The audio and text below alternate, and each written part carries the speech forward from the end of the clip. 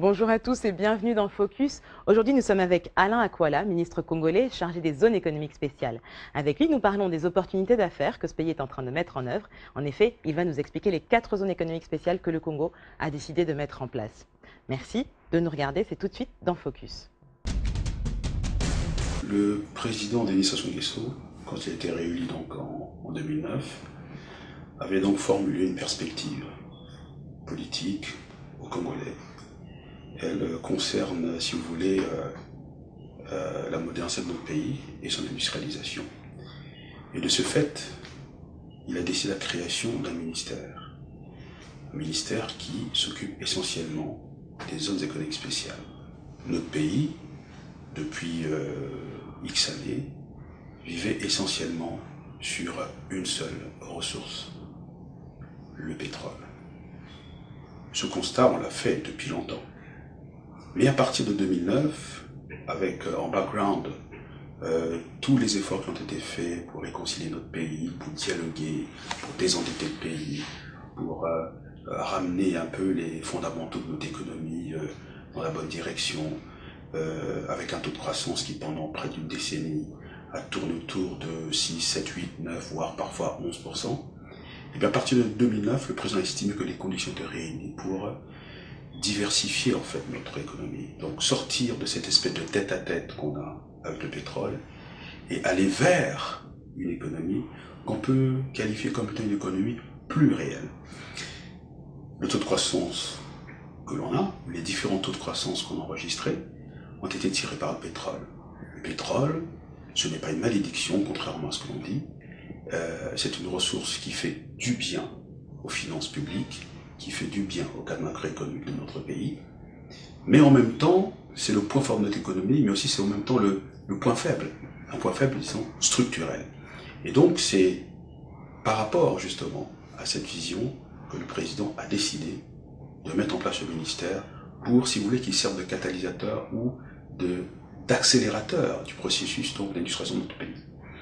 Et donc, depuis 4 ans que nous sommes à la tête de ce ministère, nous avons réussi à découvrir les expériences des pays qui ont réussi dans ce processus, mais surtout les pays qui n'ont pas aussi réussi pour que nous ne commettions pas les mêmes erreurs. Donc aujourd'hui, nous avons depuis une année déjà engagé des études de faisabilité qui sont réalisées à travers une expertise singapourienne d'un côté, c'est-à-dire il y a 4 zones économiques spéciales pour votre information. Donc l'expertise singapourienne fait des études de faisabilité concernant la zone économique spéciale de Pointe-Noire et puis de la zone économique spéciale d'Oyo-Lobo. Brazzaville et Ouesso, donc les 2 autres zones, eh bien, il y a un consortium qui s'est constitué suite à un appel d'offres international. Au total, nous avons en fait des études qui arrivent déjà à leur terme, et bien, qui ont été réalisées par des cabinets dont l'expertise est mondialement reconnue. Alors l'ambition en réalité, c'est que le président veut, à travers justement ces zones économiques spéciales, il y en a 4, elles doivent servir, si vous voulez, d'épicentres à partir duquel se propagerait un développement économique de notre pays. C'est construire en réalité de nouvelles villes en s'appuyant sur des activités industrielles. Parce que nous avons, on va dire, d'ailleurs c'est un cas qui est commun à toute l'Afrique, des économies qui ont été structurées par, on va dire, les intérêts des puissances coloniales, des économies de rente, où nous avons la matière première mais qui est exportée, où les ressources minières sont exportées, et la création de la valeur ajoutée se réalise ailleurs. Donc aujourd'hui, le président a décidé que nous puissions, à travers justement la création des zones économiques spéciales, eh bien, transformer nos matières premières sur place, créer de la valeur ajoutée, parce que dans chaque filière industrielle, vous avez ce qu'on appelle une chaîne de valeur. Et donc pendant longtemps, nous avons exporté nos matières premières, mais en le faisant, en fait, nous exportions des emplois et on créait le chômage dans notre pays. Donc, l'ambition du président, c'est en fait de préparer, si vous voulez, le Congo des 20-30 prochaines années. D'abord, la zone économique spéciale de Ouesso, qui est donc dans le nord du pays, et aura une spécificité par rapport justement aux ressources qu'il y a là-bas, au potentiel économique qu'il y a. Il y a un potentiel agricole, il y a du café, il y a du cacao, il y a du fer, il y a des palmeraies. Donc toutes ces activités demain peuvent faire l'objet d'une transformation sur place, d'une création d'une filière industrielle sur place. Après Ouesso, vous avez donc Oyo-Lombo.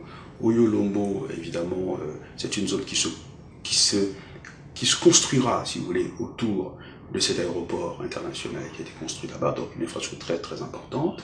Eh bien, c'est une zone qui pourra être dédiée, qui sera dédiée, parce que l'étude est terminée, à l'économie verte. Donc on a identifié là-bas, on va dire, des filières telles que la sylviculture, l'horticulture, l'élevage, l'agro-industrie, la pisciculture. Et évidemment, le corollaire de tout cela, c'est le tourisme qui va avec. Ensuite, Brazzaville. Brazzaville, nous sommes en face de Kinshasa. Brazzaville est une ville où il y a, on va dire, 4 types de transports qui arrivent. Donc, on appelle ça la multimodalité. Hein, donc, l'avion, le train, la route et le rail. Donc, vu son positionnement, on a la possibilité de développer par ici des activités liées à tout ce qui est la logistique, également aussi la transformation d'un certain nombre de matières premières sur place, sur le plan agroalimentaire. Et puis il y a Pointe-Noire. Pointe-Noire, c'est la zone, on va dire, locomotive de toutes les autres, parce que c'est on va dire, la porte d'entrée de notre pays, c'est la capitale économique de notre pays, et nous disposons du seul port en eau profonde du golfe de Guinée, et les études prévoient qu'on peut développer donc sur Pointe-Noire un complexe, on va dire, sidérurgique, parce que nous avons dû faire mon département du côté de l'Uniari, de la Bouenza, on a dû faire, qui peut être évidemment exploité, exporté, mais l'ambition du président, ce n'est pas exporter toutes nos matières à l'état brut. Il faut donc faire subir à ces matières premières, à se faire par exemple une transformation. Donc il y a moyen de faire un complexe sidérurgique, également aussi un complexe pétrochimique, parce que nous sommes 4e producteur d'Afrique noire d'or noir. Il n'y a pas de raison que nous importions systématiquement du pétrole en pan pour les populations, que les paysans, les mamans utilisent au quotidien. Même s'il y a de gros efforts qui ont été faits dans l'électrification du pays, mais dans certaines contrées, on n'y est pas encore, donc on utilise le pétrole lampant, donc qui intervient considérablement, si vous voulez, dans la qualité de vie des populations. Donc voilà, grosso modo, où est-ce que nous en sommes. Et donc aujourd'hui, ces études sont terminées, eh bien, nous sommes dans une phase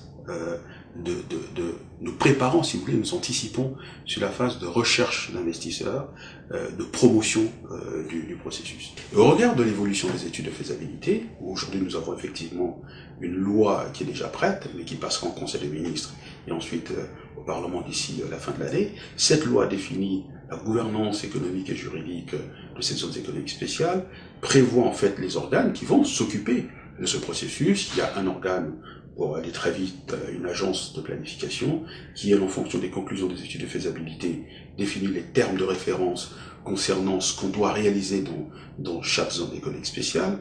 Ensuite, un développeur qui peut être un privé, ou alors on peut se retrouver dans un partenariat public-privé. Ce développeur doit développer, si j'ose dire, ce qui est prévu comme activité industrielle développée dans la zone, et puis une agence de régulation qui intervient s'il y a des litiges. Et donc, face à la présentation de cette armature, eh bien, le gouvernement chinois a sollicité que nous puissions justement mettre en place une société à capitaux mixtes, donc État congolais, État chinois, et c'est cette société qui pourra, en fait, lancer le processus des zones économiques spéciales, lever des fonds, pouvoir trouver des fonds pour construire des infrastructures. C'est autour des infrastructures de base que les zones économiques spéciales vont se construire.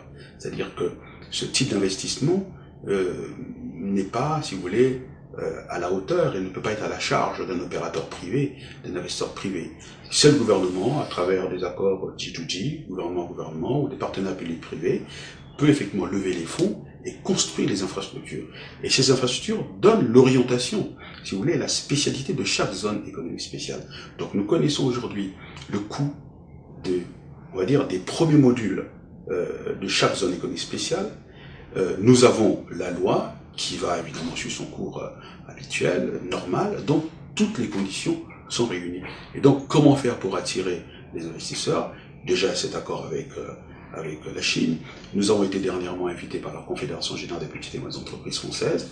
Il y a un vif intérêt également de cette structure. Nous envisageons également conclure un accord avec eux, mais au-delà, si vous voulez, de ces modes opératoires spécifiques, il y aura bien entendu un travail de promotion internationale qui sera effectué. Nous pensons qu'à partir de 2014, on pourra effectivement assister au démarrage de la première zone économique spéciale, notamment, enfin, on peut dire, la pose de la première pierre de la zone économique spéciale, parce qu'il y a un vif intérêt au niveau, on va dire, de la communauté des investisseurs internationaux, que ce soit en Asie, en Europe, contrairement à ce que l'on pense, en Inde, voilà. Et il est vrai que le contexte de l'évolution de l'économie mondiale aujourd'hui permet que l'Afrique, d'une manière générale, et notre pays en particulier, soit capable de tirer son épingle du jeu. Nous avons, je crois, à peu près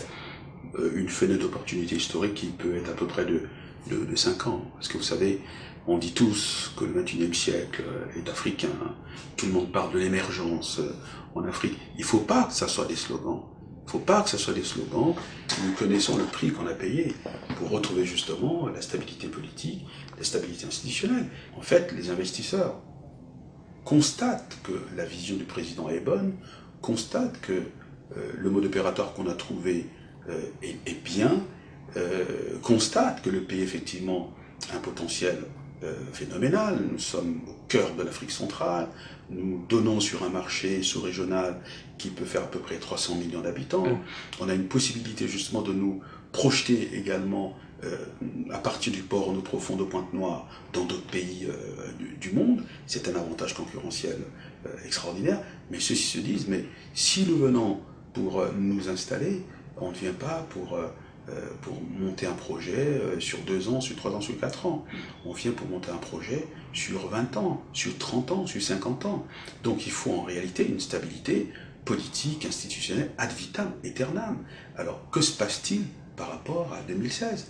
Et il est clair que de manière officielle, il n'y a pas encore une position, on va dire, de la famille politique, la majorité présidentielle, même si c'est vrai l'opposition s'est déjà exprimée disant qu'elle était contre, on va dire, qu'on retouche la Constitution. Je considère qu'il est légitime que ce débat ait lieu et que des personnes comme moi qui pensons démocratiquement qu'il faut changer cette Constitution. Il faut dépassionner le débat, même s'il faut avoir de la passion dans son action, on va dire, politique, parce que sans passion ne fait rien de grand, mais il faut savoir raison garder, avoir la tête froide et débattre de ces questions tranquillement, mais en déconnectant ce sujet à Denis Sassou Nguesso. Si des pays tels que la Chine ont réussi à réaliser ce qui a réalisé en 30 ans, Singapour, c'est parce qu'à un moment donné, il y a une appropriation collective d'une vision. C'est ça, j'allais dire, le défi. Deng Xiaoping, qui a eu justement cette vision d'ouvrir et de réformer économiquement, politiquement son pays, ça ne s'est pas fait facilement. Mais à un moment donné, il y a eu un débat et il s'est trouvé qu'une majorité s'est dégagée, que ce soit au niveau du Parti communiste chinois et de tout le pays. Cette vision a fait que la Chine devienne ce qu'elle est aujourd'hui. La même chose à Singapour, la même chose sur l'île Maurice et dans d'autres pays. Mais je prends l'exemple de ces pays parce qu'on est pays, on va dire, des pays jeunes, entre guillemets, par rapport aux pays tels que les États-Unis, la France, la Grande-Bretagne. Donc à un moment donné, un pays doit se définir une perspective commune. Il y a un potentiel d'intégration sous-régionale très important. Nous savons qu'en Angola, il y a des zones industrielles qui se font, au Gabon, il y a une zone économique également de coke qui se fait. En face, du côté de la RDC, il y a aussi des ambitions dans cette direction-là. C'est une excellente chose. Même si c'est vrai, l'économie, c'est la compétition. Mais il y a effectivement, au niveau de notre sous-région, un déficit du point de vue, si vous voulez, de l'économie, des échanges, on va dire, intra-pays. depuis le plan d'action de Lagos dans les années 80, où on avait mis en place un certain nombre d'espaces économiques pour pousser justement à ce qu'il y ait une intégration économique africaine, qu'il y ait dans différentes régions des échanges qui puissent entraîner une croissance inclusive au niveau de ces pays. Bon, il y a une marge très importante. Mais que ça soit effectivement des investisseurs qui viendraient de l'extérieur, on va dire, en dehors, au-delà des frontières africaines, ou ceux qui viendraient des pays qui sont proches de nous, du continent africain, eh bien, il y a eu la loi qui définit le statut évidemment de la zone d'économie spéciale prévoit un certain nombre de facilités au niveau fiscal et douanier. Donc, de ce point de vue-là, il n'y a aucun problème. C'est une proximité qui est un avantage extraordinaire par rapport à un investisseur qui viendrait d'Asie. Vous voyez. Donc, vous voyez, ce qu'il y a d'ailleurs d'intéressant, c'est que lorsqu'il y a des échanges avec ces investisseurs, se pose le problème évidemment de la qualité de la main-d'œuvre, effectivement. Parce que le potentiel existe, les études évidemment donnent des indications sérieuses, mais où trouver la main-d'œuvre? Donc, de ce point de vue-là, il y a deux pistes. Il y a la formation qu'on doit octroyer aux jeunes Congolais.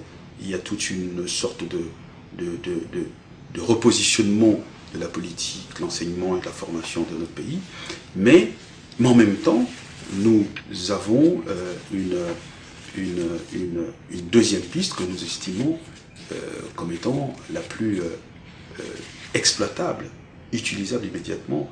C'est toute cette diaspora qui est partie, qui est formée et qui effectivement a déjà en elle la connaissance, si vous voulez, de la compétition et qui a déjà en elle la culture industrielle du travail. Et donc il y aura également un travail que l'on fera, disons, à destination de cette diaspora, la communauté des Africains qui sont à l'étranger, la communauté des Congolais qui sont à l'étranger, pour justement mettre en face de ces entreprises qui naîtront, qui se développeront ici, eh bien, une ressource humaine qui est capable justement de répondre à leurs attentes. Focus est terminé pour aujourd'hui. Merci à vous d'avoir regardé cette émission. Et pour en savoir plus, n'hésitez pas à vous connecter sur www.voxafrica.com. En attendant, bonne suite des programmes sur votre chaîne panafricaine. Au revoir.